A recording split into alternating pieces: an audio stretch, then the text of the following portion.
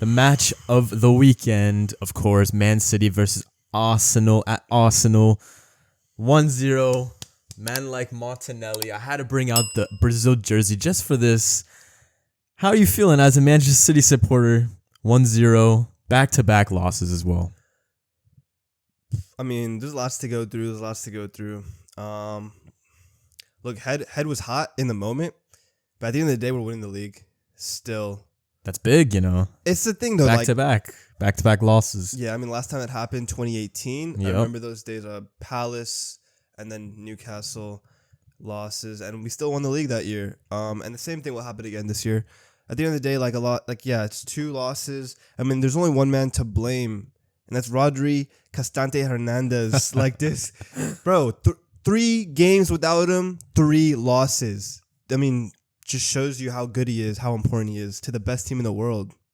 I mean, he's the best DM in the world by a long shot. And it's his fault. He's an idiot. It costed us. I mean, obviously, Pep has no he's trust. Bald. He's very hairless, insanely hairless. Very hairless. He doesn't have any trust in Phillips. I mean, that's valid. Valid, for sure. And so he had to play a pivot of Bernardo and Kovacic. Was this new? I feel like this.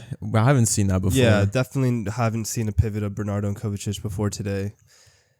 And look, at the end of the day, it was a garbage performance, by both teams. I mean, it was a snooze fest. I think expected goals for Arsenal was like 0.5, and then City was like 0.3, 0.4, something like that. It was a horrible performance for both teams. Honestly, Arsenal should be pretty. I wouldn't say that. I mean, okay, look, they played. They deserve the points. They deserve the points. I'm not gonna sit here and act like they didn't deserve the win. They 100% deserved the win. Pep went to the Emirates and played for a draw. He played for a draw against a team that we haven't lost to in the league in 8 years. How are you gonna go to? Yeah. How are you gonna play for a draw against that? It doesn't make sense. At the end of the day, it was just a bad performance. Like just slow, lethargic. But I think it was coming. Honestly, if you look back at the Champions League game over the week, as well as the Wolves game, you guys played kind of the same way you guys played those past 3 games. I don't agree. Well, first, I don't agree. I was not able to watch the full Leipzig game because I'm a working man, unfortunately. But from what I saw, I think I saw the first half and then the highlights as well. It looked like an okay performance. It was away at Leipzig. And the goals that we scored were good goals. Wolves wasn't a bad performance overall. It was like individually, it wasn't a bad performance, but as a collective, okay, yes, it was. And but today it was just bad all around. I think there is just a lot of your main people are just, I don't know what's going on. I think me personally, this is what I've been seeing from Manchester City. I've just seen the past couple of games, there's just been some pattern, I don't know, that you guys can't go into the next gear, to be honest. And it's showing with Haaland. That's the lack? It's showing with Haaland. Haaland clearly hasn't been scoring, obviously. Okay. Your midfield is just definitely weak because of injuries, of course, and everything. But even your wingers aren't really getting, Pep's not getting the most out of his wingers right now. You're seeing Walker being the most creative on the ball. Gvardiol being the most creative on the ball. It's ridiculous, bro. It's weird, man. I don't know. Pep pulled up to the Emirates with Walker and Gvardiol as his attacking outlets. Like what does he expect? Look, what you said about not being able to hit the next gear, that's because of no KDB. KDB is that player that gets us to the next gear. I mean, that's pretty obvious. But they didn't go on to sign someone when they could have. He got injured early on. The transfer window was still open. We signed Nunez. We signed Doku. Nunez is not the KDB profile at all, right? Obviously not, but you can't replace KDB. Like, that's not possible. So, no signing can do that. No, you really can't, to be fair. But, I mean... we have to talk about... Come on. We have to talk about... I was going to say Haaland. I want to talk about Haaland real quick. Hurry up. Haaland... Look, he had 0 expected goals today, yet he was our best attacker on the pitch. Bro, do you see this guy? He's so weird, bro. Why aren't you haven't liked the video yet or subbed up? Man, weirdo. I'm telling you right now, Haaland was the best attacker on the pitch from both teams. When he got bodied by Saliba? Actually, not. When he got bodied by Saliba? I'm not worried about that. I'm not worried about that. Okay. Besides Gabriel Jesus, who's probably the best attacker on the pitch today. Martinelli?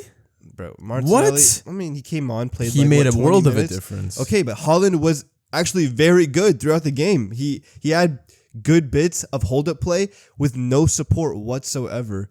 And I think people are going to try to blame Haaland. Oh, he hasn't scored in X games, whatever. But today, if you watch the game, he was Manchester City's best attacker. I mean, Haaland at the end of the day, he's a poacher, right? Like, he's not the greatest footballer on the ball, right? He's great in the box, don't get me wrong, but like, he's not going to be a Neymar who single-handedly takes like the whole team, carries the whole team. But I think we got to talk about Arsenal a little bit here. I think the game plan was perfectly done. Second half, 100%. I think the subs made a world of a difference in the game, 100%. Thomas Partey looked really good coming on. Kai Havertz, he did his thing, but he wasn't the difference maker. I think Martinelli... Kai Havertz kind of created the goal. No, I understand like he had the layoff and everything, but in terms of changing the game, I wouldn't say Kai Havertz had an impact compared to Partey and Martinelli. I think Martinelli, they definitely missed him in the first half, 100%. Trossard was garbage. Trossard was not at his, he wasn't at his best. Nketiah was horrible. As soon as Nketiah got off, Arsenal kind of increased their intensity, and it kind of seemed like Manchester City didn't increase their intensity. Not at all. It went down in the second half. Yeah, when the game started going, I think it was like around the 70th minute or so. You could tell like the crowd was starting to get behind everything. There was something coming. It was never going to be a 0-0. It was clear, honestly, that something was going to happen. It reeked of a last minute winner, to be honest. Yeah, it was honestly, I was like having flashbacks of the United Arsenal game. Like it was 0-0 up until like the last minute, and look what happened. Martinelli, unfortunate that it was an own goal. United Arsenal was not 0-0 until the last minute though. Okay, it was tied. Whatever, I don't care. You get the point though. Like anyway, unfortunate Nathan Ake to the dome, own goal. It's pretty unfortunate because Ake was actually one of our best players. He did miss the chance of the game in like the first few minutes. And I had a feeling that was going to cost us. He needs to put that on target. It was an insanely good flick on from Haaland as well. It's a good first touch too by him. That was a big moment in the game. And another big moment in the game though was Kovacic. Kovacic, yellow card. Rightly deserved yellow card in the beginning. Yeah, that was definitely yellow. And then he absolutely destroys Odegaard. That was the first one. That was the yellow card. Oh, yeah, sorry. So and then I think that should have been a red card. No. That's never a red card. He destroys him. No. He destroys him. Game's gone if you're calling that a red card. It's obviously not a red card. We've seen it called before, though. In this garbage VAR era, sure. But that's never a red card in a million years. It's a bad tackle. It's a very harsh yellow. But the Rice one is definitely a yellow. The Rice one, it has to be a yellow. Come on. I think it's very debatable. I think if they're giving him a yellow on the Odegaard card, that was almost the same thing. No, with it Rice. wasn't. Dude. He barely touched Rice. Oh, he barely touched him. Yes, it was the same manner, studs up, but he barely touches Rice on the second one. He wasn't even close. Contact. He wasn't even close to the ball as well. He's an idiot. I'm not gonna lie. Kovacic did not have a good game. No. But I think that even if you say that's a red card, we fully deserve that call in our favor because the same thing happened to Hwang against Wolves. He should have been sent off for the same exact thing. And then he ended up scoring the winner against us. So we deserve that. Kovacic deserved to stay on the pitch. But it didn't really change anything. Maybe even if we had 10 men, we would have played better because 11 men seemed like we were just complacent. We were complacent. Yeah, it was a garbage game. It was a boring game. Arsenal, I feel bad for the people that went to the game. Emirates was quiet damn near the whole game. And then it was entertaining wise. No, entertainment wise, it's not a good game. It geeked because whenever like the camera was showing the Arsenal players or Arteta, you could see them. They were like, "Come on, bro! Like, give us something." They were trying to hype up the crowd. Give us something, it was a bro. library, bro. But that's why Manchester City are the hardest team to play at home in the world, honestly, because any time City go and play an away game, they can take the crowd out of the game by just passing the ball around, keeping the ball. But nonetheless, they did win. And what does that say about Arsenal's season moving forward? Because that's a huge 3 points. At the end of the day, that's a huge 3 points. They've already played Tottenham. They got a point off that. Have they played Liverpool yet? No, not yet. They beat United. Listen, their season so far has been like their schedule hasn't been the easiest. It hasn't been easy, and they're still undefeated. 20 points, top of the table, tied with Spurs right now. Listen, I'm honestly impressed. I think that's fair play to Arsenal. Arteta definitely is getting over that mental challenge that I thought would have affected them by now, honestly. He's getting the most out of his players. Listen, Arsenal weren't 100% either.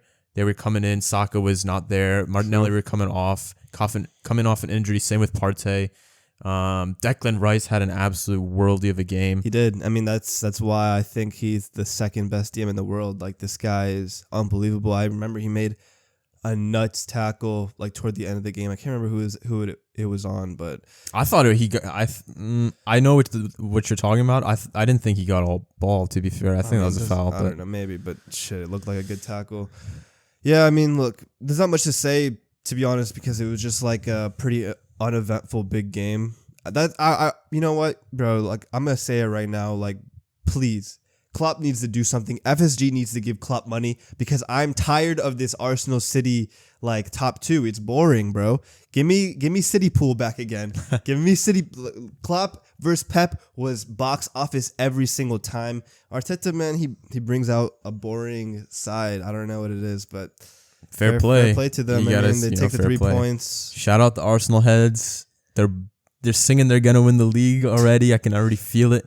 But shout out the boys, Shout out the boys. They can be happy, Like, let them have their, They can have it. They can have it. Full 3 points. There you go, boys. We'll take the title.